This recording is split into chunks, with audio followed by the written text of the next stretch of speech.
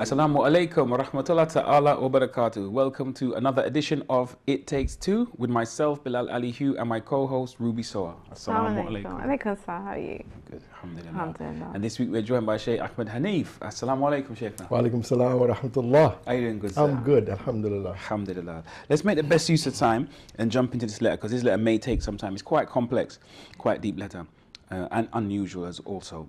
It reads, Dear It Takes Two, I am interested in getting married, but I have two issues. The first one being that I do not want to marry the first person who asks for my hand in marriage, as I really want to find the right match. So I would like to look around and get to know someone in a halal way. The second thing is that I am simply not attracted to the men in our community. I have a very outgoing personality and I'm very independent. And I am literally at the stage of rolling my eyes every time I meet a future prospective suitor who they all seem to repeat the same lines, and that they're looking for a nice girl who has attended a particular, university. And to make matters worse, when I seem to be attracted to men who are not Muslim, non-Muslim men seem to have seen more of the world and have a better idea of who they are versus the Muslim men who I've met. Please advise. I feel hopeless as I don't really have anything in common with the males that I have seen so far, and I really want to get married. And this is from an anonymous sister in London.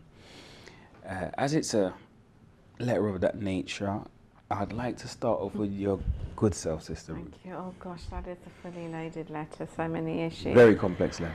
Okay, if I could, I'd like to start off with she's not attracted to people in her community. And this is something that as a community we need to look at, because I think a lot of the times there is no blending of people. You stick to your own tribe, community, ethnic region, geographical location. I can understand that to some extent because you know the culture, the background. You basically know what you're getting. What's written on the label is what's on there. What's on a tin. Exactly. Yeah. But at the end of the day, there's no variety. So you start looking like clones from Star Wars. Everybody starts looking the same demeanor. And a lot of the time, when you're looking at marriage, it's in the community, it's older people. So your aunts, uncles, people who are older will try and introduce you to people that they think will make a good marriage from their generation, or try and find things that they think you would benefit from. But necessarily that's not what you're looking for. So for some people, you might think, oh, I like this brother because, he has a business. But the person might not be a business-minded person. They might want somebody to be a plumber, do something different. And I think this is a problem we have, and I think there should be more mixing and blending in the community. Some might say, is a sister being too picky? What say you? I really hate that term, to sisters being too picky. You're darned if you do, and you're damned if you don't. You're told in Islam that you have rights, and you need to choose your husband carefully. But at the same time, people are looking at the clock, panicking that, oh my God, this might be your last shot. This brother might go out and 50 people might follow him, and what's going to happen to you? So you can't win. And for a girl, and with guys, marriage is one of the most important decisions you're going to make. So there's no fault with her saying, well, let me see what's out there. Give me some time to see if we have anything in common. And give me some time to be clear on what it is that I want in a person, and what it is I don't want in a person. Because everybody can really give you a good yarn. I do my Dar Kamels, blah, blah, blah. But maybe you want someone who does Dar Kamel, but afterwards goes to Costa and gets, a muffin. Maybe that's what you're looking for. That's going to be the deal clencher for you. I really feel it for the sister, because she really sounds devout in the sense of she really does want to get married. She does want to fulfill that aspect of her life, but she's just meeting people who do not have the spark, do not have the edge. Can I say edge? But Sheikh, some people would say, if you meet somebody and they on their deen and you don't find anything wrong in them, then you should just marry. Are they taking this kind of teaching out of context? Like, should there be this passion or this attraction? Is it a necessity? I think it's a necessity and a sort of a psychological basis, in the sense that people, some people know their needs, right? Some people have an idea of what kind of partner suits them, right? I do not get her. I don't see her position as problematic, really. This is a woman clearly living in the West, all right, and because of that, she clearly prefers a certain type of Muslim, all right. She indicates that she finds non-Muslim men attractive, although it doesn't seem to me that she is prepared to have to pursue that, but she finds non-Muslim men attractive for a couple of reasons. Okay, one of them is that they are world-wise, you know, and they know themselves, they know their own personalities, they know what they want. Yeah. Independent. And they're independent. Okay, she herself describes herself as an independent woman, Outgoing and so on. Yeah. All right, and you know, in Islam, it is quite acceptable, you know, for somebody to be to let's say, for example, to be proposed to or to propose to someone, okay, outside of the stereotypical marital context. What I mean is this. On one level, we have, for example, the scenario where, for example, my daughter or my son is now reached a marriageable age, and it is my responsibility or the responsibility of the family or the community to find somebody for them. That's one. Traditional, quite traditional, yeah. Right? Another one is that same person who's ready to be married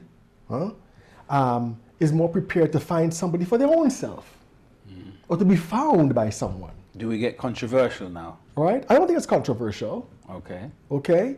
It becomes controversial when you make a proper choice and the society does not accept it because you did not marry who they wanted you to marry. That's when it becomes a problem. Okay, okay. Okay? I think what this woman is doing, I think she's quite sane. She's actually waiting for an opportunity for romance. But then again, let's Right? just be honest. Halal romance. Halal romance. She's waiting for an that term. opportunity. I like this No, term. but For I'm romance. sorry. But when someone's coming to ask you for your hand or whatever, you can't decipher for 1 or 2 meetings if there's going to be some halal romance. I think what needs to happen is she needs to have this discussion with her parents. Don't you think some feel, but you just a question on that, sometimes individuals may meet and they think from the outset, like, they might not be correct, but they may, this is just not me, man. I'm not feeling this person, if that's the There's term, nothing or, you wrong know, there's with no it. attraction, and so they know what they don't there's want. no place No for spark. or No vibe. well, that's fine. Then I think you need to discuss it. I think before you even get into That's real life, though, right? That's real life. yeah, but as I said, I think before you even get into someone coming to the door, you have a discussion with your parents, and parents need to listen, and the children need to listen too. You know, who your parents want for you might not be who you want for yourself, but let's find some common ground. Marriage is meant to be a lifetime thing. So there's going to be concessions we're going to have to make, everybody. But even bring family members in, bring the person's close friends, like your best friends, who will say, actually, you know, Ruby's the type of person that she might love religion, but, you know, after Dar, whatever, she might want to go to the chip shop. And your parents don't know that about you, but that might be the game changer. So they can look for somebody that may have that kind of common interest. It's not like, let's just tick the boxes. He's gone to this university, his parents are this, he's finished the Quran in 18 days, you know, the whole of the Quran. That's a great match for our daughter. But what else is he bringing? Now, I'm assuming that Challenge it. the arranged marriage method, okay, I think it's implied in this thing here, which means parents and or institution or something. Other people are involved, right? I see where you're coming from, because I think this is something that could educate her too. You know, it's not that negative, okay.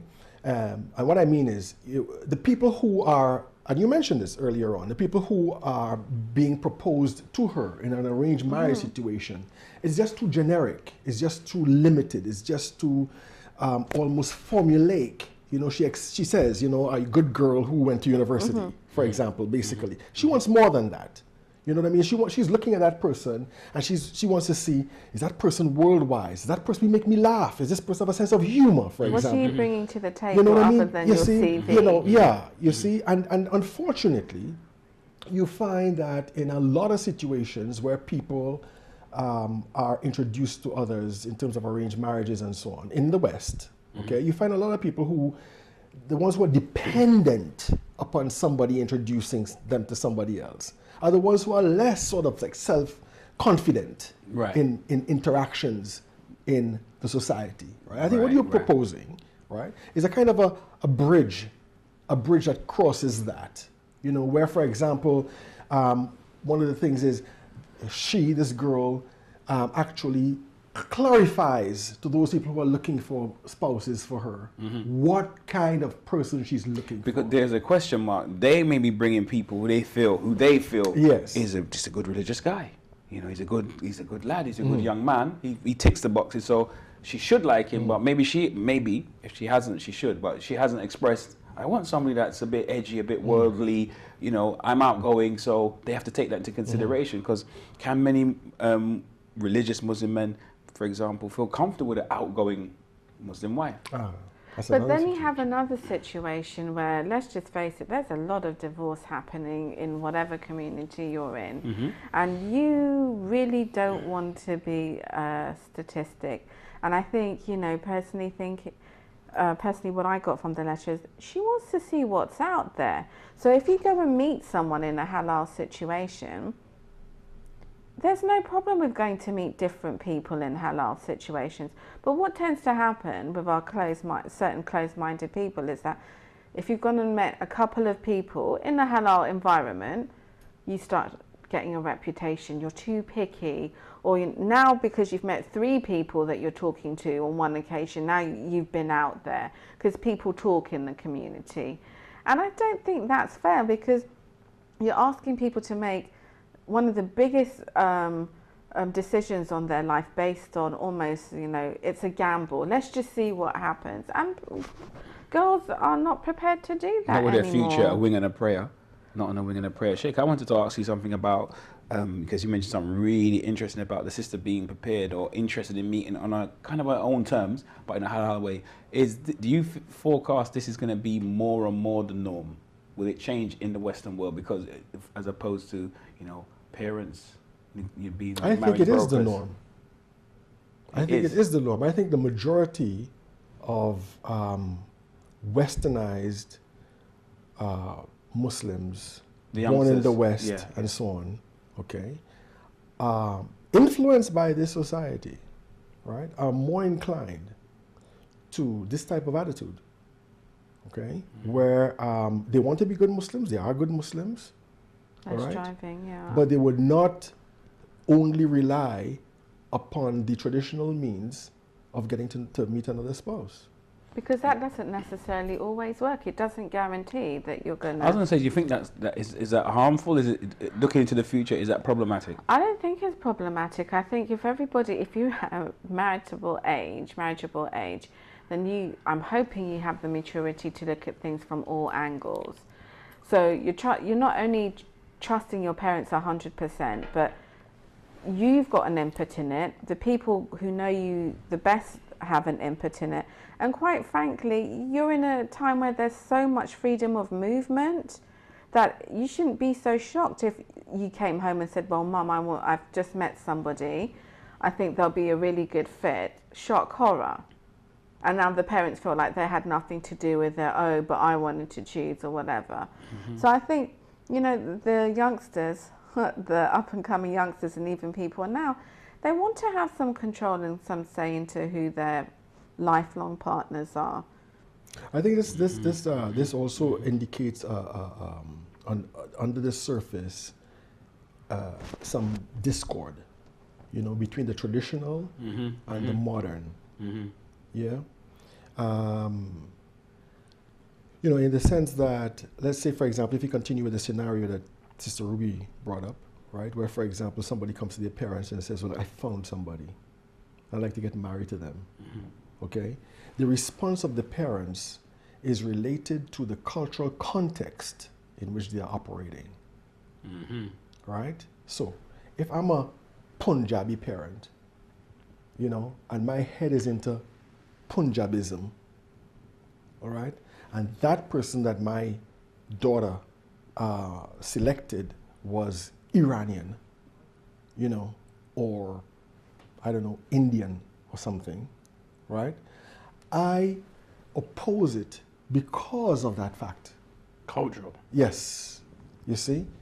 If my parents, however, were like me, born and bred in this environment, all right, they might not have such hang-ups. You see?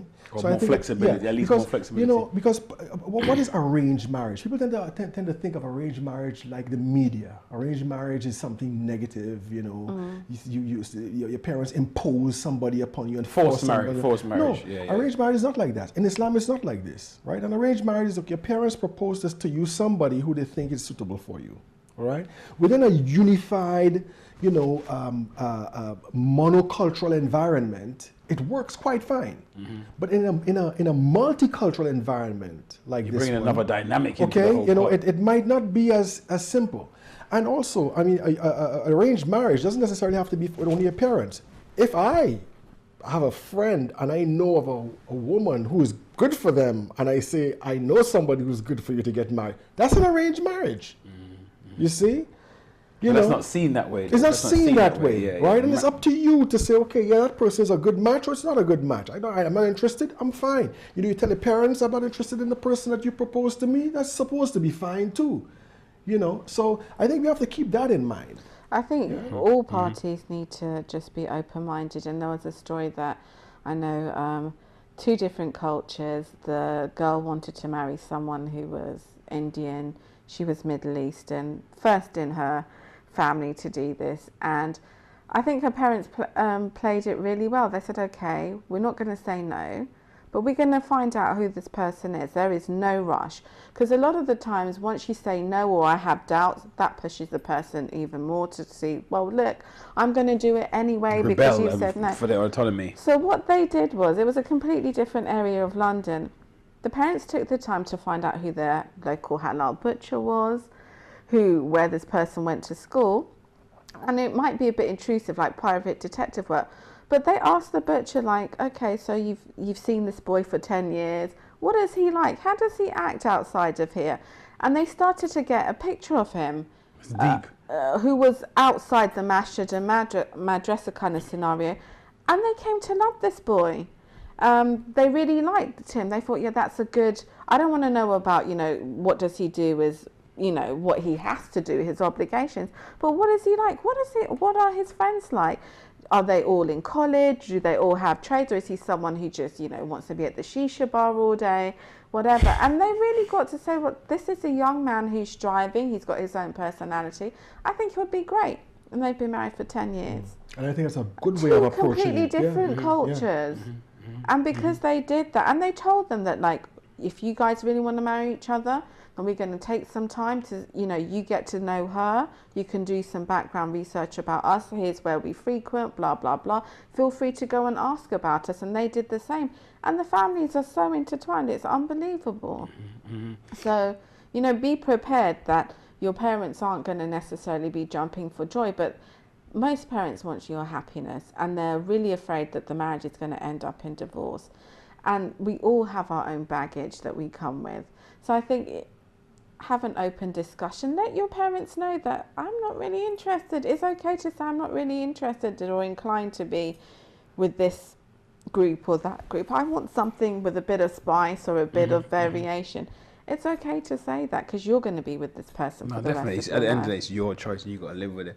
Sheikh, what do you say about the things like websites and things like that? Because there are some grey areas in terms of halal, not dating, I know it's a date, but I mean halal. I don't have much faith in marriage them, websites. right? I've known stuff some like that. people who have gotten married through meeting on the internet, not necessarily through dating websites, but through meeting on the internet.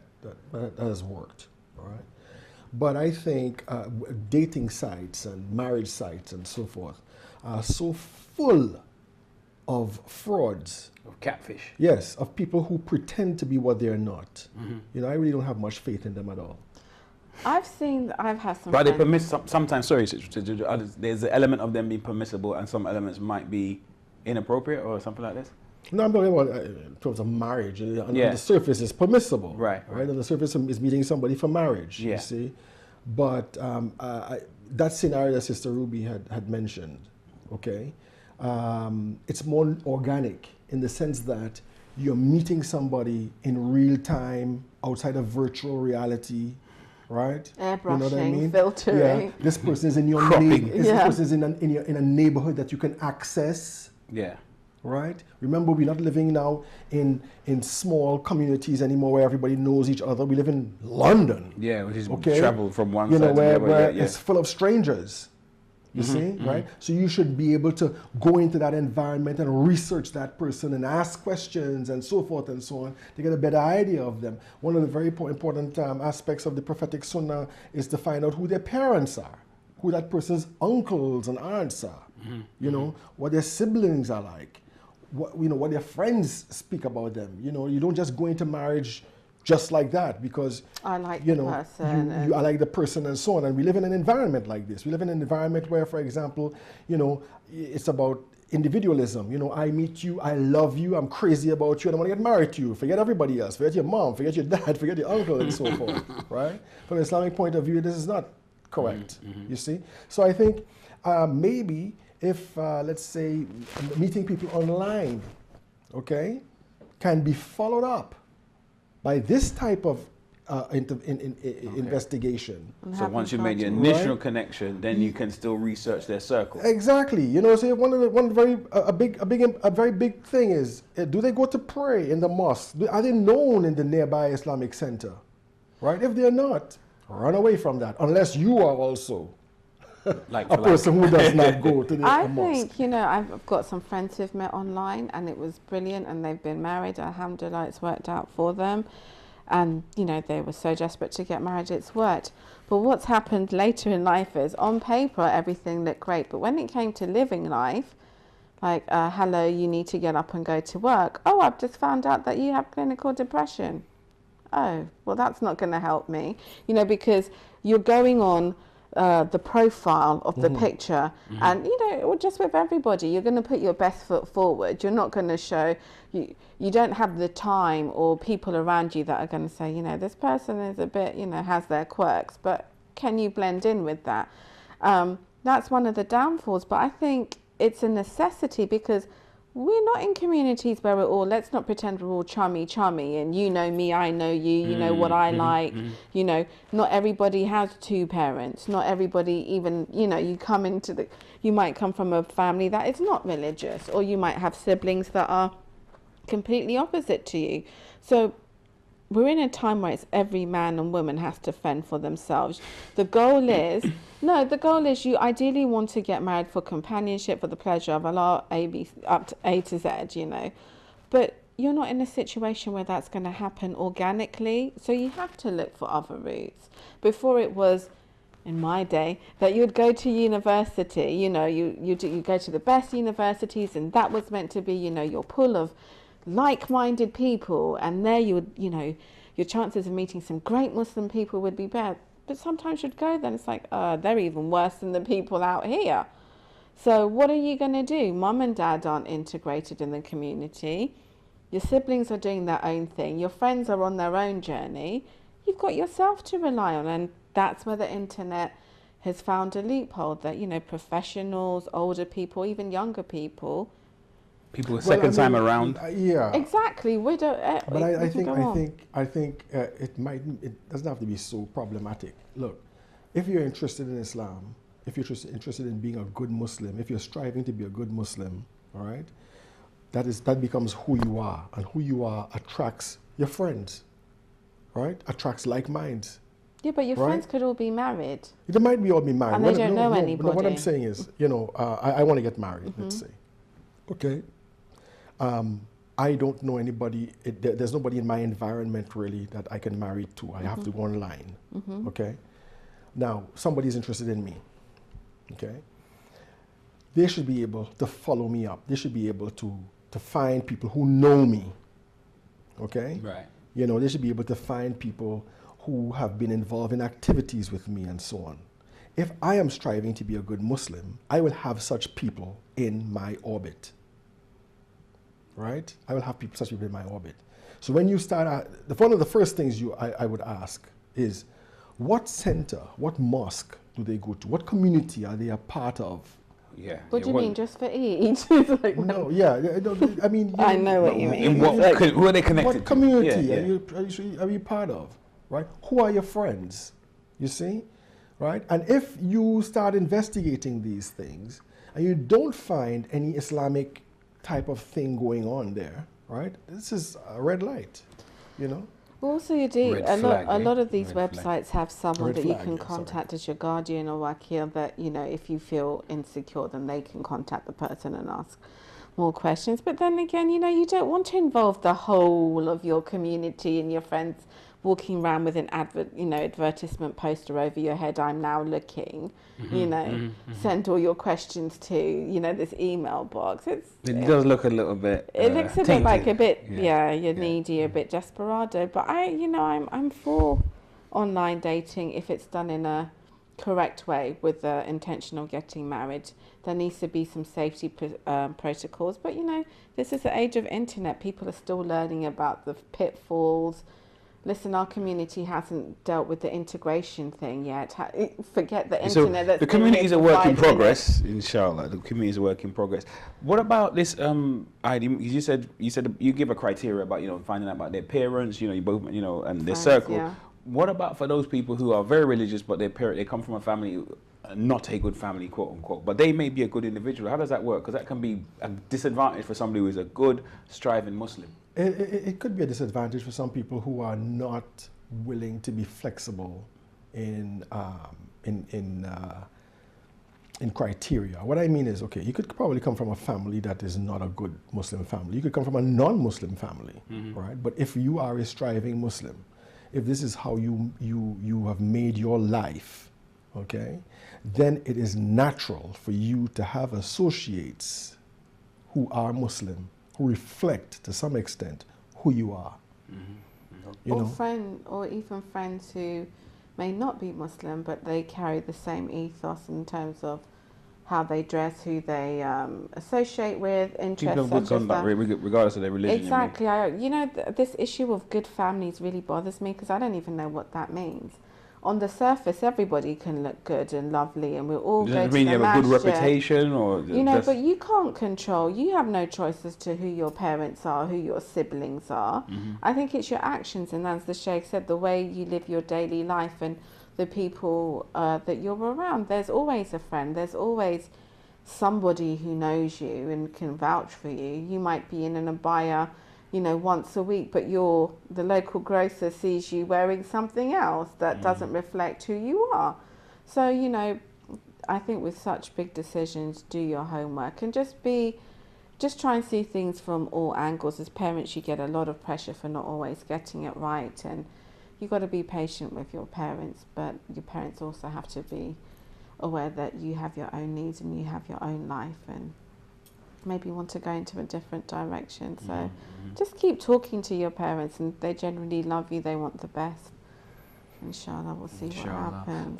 I'd really agree. I'd really agree that this sister seems like she knows what she's about. I think she's going in the right direction, and that she should continue to be patient. And inshallah, Allah will bless her with a Prince Charming, so to speak. But the time has gone so quick, and I'd like to get a few closing remarks from yourself before I ask Shayna to close out. Where do I start? Always stay hopeful. I definitely think in these situations, do not forget your prayers, because you don't know through your prayers who Allah will bring in your way to facilitate things to happen, be it a friend, a co-worker, a colleague, etc.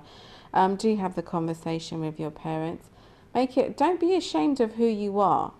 Don't hide parts of your personality to make somebody else feel more comfortable. If you're a type of person who likes to paint, then state you like to paint and it's important to you. Because you're going to be stuck with this person and you don't want them to be shocked that, oh my God, you didn't tell me this. So just be honest and keep praying, and I see a good future for you, inshallah. Inshallah. And yourself, Shayna? I think that you have to be realistic and honest with yourself about who you want in your life. And you should have the patience to go along with that, to wait for that opportunity, for that person to come into your life, or you to find that person. Yeah. I'm realistic, I would say, because you could be waiting and that person's in Finland and you'll never see that person. But I hear what you're saying, though, like if you know what you set your bar, and then you have to be able to work. Yes, and inshallah, hopefully your bar is a realistic bar. Inshallah. Yeah. Inshallah. Thank you both. Thank you. For your words, and thank you all for staying with us for the duration of It Takes Two, and hope to see you next time. But until then, remember to stay safe. Assalamu alaikum wa rahmatullahi ta'ala wa barakatuh.